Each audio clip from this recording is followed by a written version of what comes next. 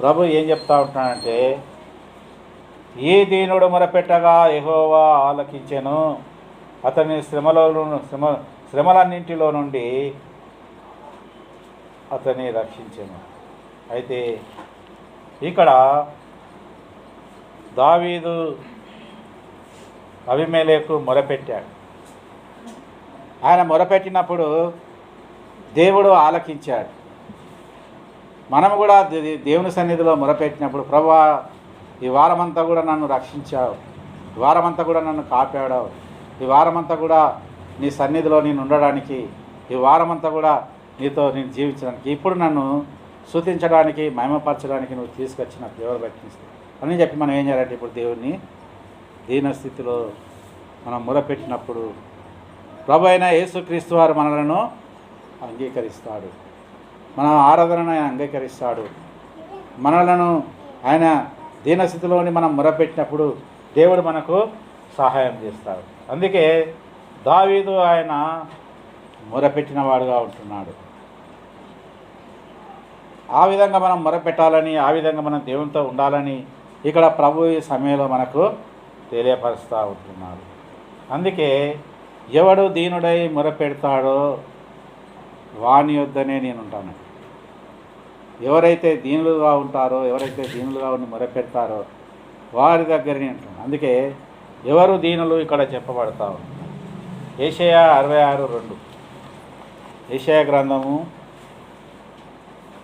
66:2. అవన్నీ నా హస్తకృత్యములు, అవి నా వలన కలిగినవని యెహోవా సెలవిచ్చుచున్నాడు. ఎవడు దీనుడై నలిగిన హృదయం గలవాడై నా మాట విని వణుకుచుండునో వానినే నేను దృష్టి ఉంచుచున్నాను. చాలు. ఇక్కడ ఏమంటున్నా అంటే, ఎవడు దీనుడై నలిగిన హృదయం గలవాడై నా మాట విని వణుకుచుండునో నేను వానినే దృష్టి ఉంచుతాను. ప్రభు చూస్తానంటున్నాడు. ఎందుకంటే ఎవరైతే దీనులుగా ఉంటారో, ఎవరైతే దీనత్వంలో ఉంటారో, ఎవడు దీనుడై నా యందు మొరపెడతాడో నేను వారి యందు దృష్టిస్తాను. ప్రభు చూస్తానంటున్నాడు. అయితే ఈ లోకంలో ఎంతోమంది ప్రభు సన్నిధికి వస్తూ ఉంటున్నారు, ప్రభు సన్నిధిలో ఉంటున్నారు, కానీ వారు దీనమైన స్థితిలోనికి రాలేని స్థితిలో ఉంటున్నారు. ఏదో నామక వస్తువు. అంటే ఇక్కడ నేను ఈరోజు రావాలి, మందిరంలో ఉండాలి, ఏదో వాళ్ళు ఏమనుకుంటారో వీళ్ళు ఏమనుకుంటారో అన్న స్థితిలోనే మనం ఉంటున్నాం తప్ప దీనమైన స్థితిలోనికి వచ్చి మనం ప్రభుని ఆరాధించాలనే స్థితిలోనికి లేదు. అట్లా ఉన్నామని ఇక్కడ ప్రభు నాకు తెలియపరుస్తూ ఉంటున్నాడు. అందుకే ప్రభు ఏమంటున్నాడంటే, ఎవడు దీనుడై నలిగిన హృదయం గలవాడై నా మాట విని వణుకుచుండునో వానిని నేను దృష్టించుతున్నాను. ఎవరైతే భయభక్తులు కలిగి వణుకుచుండును అంటే భయభక్తులు, దేవుని యందు మనం భయభక్తులు కలిగి, దేవుని యందు మనము మన హృదయాలను సరిచేసుకొని, దేవుని యందు మనం దీనమైన స్థితిలో ఉన్నప్పుడు, దేవుని యందు మనం దీనస్థితిలో ఉన్నప్పుడు దేవుడు ఏం చేస్తారంటే మనలను ఆయన అంగీకరిస్తాడు. అందుకే వారిని యందు ఆయన దృష్టి చూస్తానంటున్నాడు. అయితే వారిని నేను చూస్తానంటున్నాడు. వారి కొరకు నేను కాపుదల కాస్తానంటున్నాడు. వారి కొరకు నేను మొరపెడతానంటున్నాడు. వారి కొరకు నేను దీనమైన స్థితిలో ఉంటానంటున్నాడు. అందుకే మనం ఏం చేయాలి? దీనమైన స్థితిలోనికి వచ్చి మనం ప్రభుని ఇప్పుడు ఆరాధించాలి. ఆరాధించినప్పుడు, మనం దేవుని స్తుతించినప్పుడు, దేవుని మహిమపరిచినప్పుడు దేవుడు మన ఇళ్ళలా. అందుకే అవన్నీ నా హస్తకృత్యములు, అవి నా వలన కలిగినవని యెహోవా సెలవిచ్చును. ఈ లోకంలో ఏదైతే ఉన్నదో అవన్నీ కూడా దేవుని యొక్క హస్తకృత్యములే. ఈ లోకంలో ఎన్నో ఉన్నాయి. ఈ లోకంలో ఎన్నో ఆకాశము, భూమి, సముద్రములు, చెట్లు సమస్తం కూడా ఈ లోకంలో కలగబడి ఉంటున్నాయి. అవన్నీ కూడా ఏంటంటే దేవుని యొక్క చేతి పనులు. దేవుని మాట ద్వారా ఇవన్నీ చేయబడినాయి. దేవుని మాట ద్వారా ఇవన్నీ సృష్టింపబడినాయి. వాటి ద్వారా మనకు ఏమీ లేదు అంటున్నాడు. ఎవడైతే దీనుడై నా సన్నిధిలో మొరపెడతాడో, ఎవడైతే దీనుడై నా యొద్దకు వస్తాడో నేను మాత్రమే వాడిని దేవుని యొక్క రాజ్యంలోనికి నేను జ్ఞాపకం చేసుకున్నాను. అందుకే అక్కడ ఇద్దరు దొంగలు ఉన్నారు. ఇద్దరిని సిలువ వేసినారు.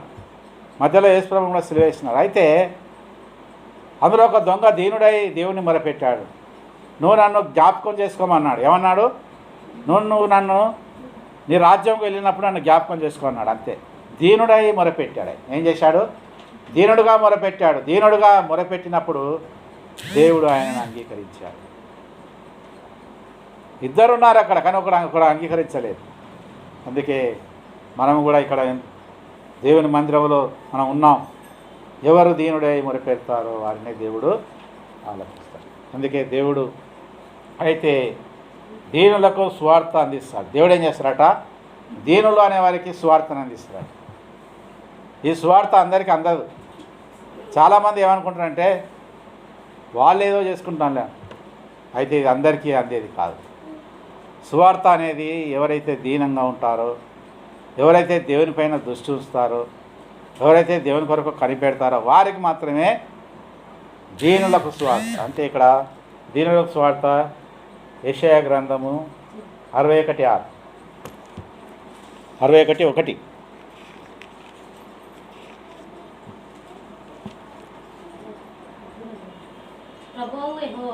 ప్రభువు యెహోవా ఆత్మ నా మీదికి వచ్చి ఉన్నది, దీనులకు సువర్తమానమును ప్రకటించుటకును యెహోవా నన్ను అభిషేకించెను, నలిగిన హృదయం గల వారిని దృఢపరచుటకును, చెరలోనున్న వారికి విడుదలను, బంధింపబడిన వారికి విముక్తిని ప్రకటించుటకును. చాలు. అయితే ఇక్కడ ఏమంటున్నానంటే, ప్రభువు యెహోవా ఆత్మ నా మీద వచ్చుచున్నది, దీనులకు స్వార్థమానం. ఎవరికి? దీనులకు మాత్రమే స్వార్థమానం దేవుడు అందజేస్తాడు. ఎవరు దీనులుగా ఉంటారో వారికే దేవుడు స్వార్థమానం అందజేస్తాడు. అందజేయడం ద్వారా వాళ్ళు ఏం చేస్తారంటే దేవుడి దగ్గరికి రాగలుగుతారు. ఈ లోకంలో ఎంతోమంది ఉన్నారు, ఎంతోమంది లోకంలో నివసిస్తూ ఉంటున్నారు, ఈ లోకంలో ఎంతోమంది ఈ లోకంలో సంచరిస్తూ ఉంటున్నారు. అయితే అందరికీ కూడా ఇది అవకాశం లేదు. ఎందుకో అవకాశం లేదంటే వారు దీనస్థితిలోనికి రావట్లేదు, వాళ్ళు దేవుణ్ణి అంగీకరించట్లేదు, వారు దేవుణ్ణి కొనియాడట్లేదు, వారు దేవుని యందు మనసు ఉంచట్లేదు. వాళ్ళు దేవుని స్తుతించాలి, దేవుని గణపరచాలి, దేవుని మయపరచాలి, దేవుని నమ్ముకోవాలి. దేవుని ద్వారా దేవుని రాజ్యం ఉన్నది, దేవుని ద్వారా పరలోక రాజ్యం ఉన్నది, దేవుని ద్వారా సమస్తం ఉన్నదని వారు గ్రహించలేకపోతున్నారు. అందుకే వారిలోకి దీనస్థితి రాలేకపోతుంది. ఎవరు దీనుడై ఉంటాడో వారిని నేను గ్రహిస్తానని దేవుడు సెలుస్తాడు. అందుకే ఇక్కడ దీనులకు మాత్రమే స్వార్థను దేవుడు అందజేస్తాడు. కొంతమంది అనుకుంటారు, ఈ స్వార్థ నాకు ఎందుకు అందింది, నేను దేవుడిని నమ్ముకొని నేను లోకంలో లేకుండా పోతున్నానని బాధపడేటోళ్ళు కూడా ఉన్నారు. చాలామంది ఎట్లా బాధపడతా ఉన్నట, ఈ స్వార్థ నాకు అందకపోతే బాగుండు, నేను లోకంలో జీవిస్తును, నన్ను ఇటు లోకంలో జీవించట్లేదు, దేవుని మందిరంలో జీవించారు బాధపడే వాళ్ళు చాలామంది ఉన్నారు. అయితే దేవుడు అంటున్నాడు, ఈ వర్తమానము మనకు అందిందంటే మనం ఎంతో ధన్యులము. పాపము నుంచి, శాపము నుంచి, లోకాశల నుంచి, నేత్రాశ నుంచి, జీవబ్రహ్మ నుంచి, సమస్త నుంచి కూడా మనం ఏం చేస్తాం? తప్పించబడ్డాం. ఆనందంగా ఉండడానికి ఈ లోకం ఆనందం అనేది ఏంటంటే తాత్కాలికమైనది. క్షణములో ఒక నీటి బుడగ ఏ విధంగా అయితే వచ్చి వెళ్ళిపోతుందో అటువంటి జీవితము ఈ లోక జీవితము. అందుకే ఈ లోక జీవితంలో మనకు ఏమీ లేదు. అయితే ఈ లోక జీవితం నుంచి మనం తప్పించబడాలని, ఈ లోకంలో నుంచి మనము తప్పించబడాలని దేవుడు ఏం చేస్తూ ఉంటున్నాడంటే దీనులకు స్వార్థమానమును అందజేస్తూ ఉంటున్నాడు.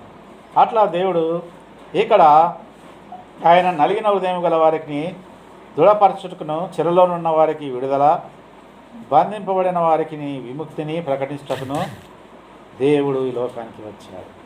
అందుకే ప్రభువైన యేసుక్రీస్తు వారు ఈ లోకానికి రావడానికి కారణం ఏమిటంటే మానవులందరూ కూడా దీనస్థితిలోనికి రావాలని, మానవులందరూ కూడా దేవుని తెలుసుకోవాలని, మానవులందరూ కూడా దేవునితో నడవాలని, మానవులందరూ కూడా దేవునితో జీవించాలని అది దేవుని యొక్క ఉద్దేశం అయి ఉంటుంది.